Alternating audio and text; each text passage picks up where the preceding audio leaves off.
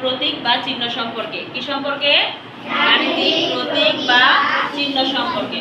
বলো, গাণিতিক প্রতীক বা চিহ্ন হচ্ছে 5 প্রকার। কয় প্রকার? 5 প্রকার।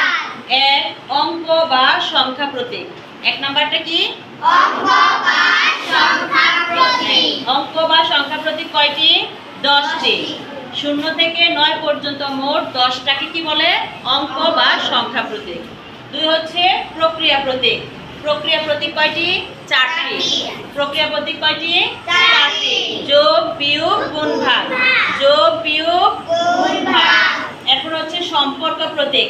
সম্পর্ক প্রতীক হচ্ছে 6টি।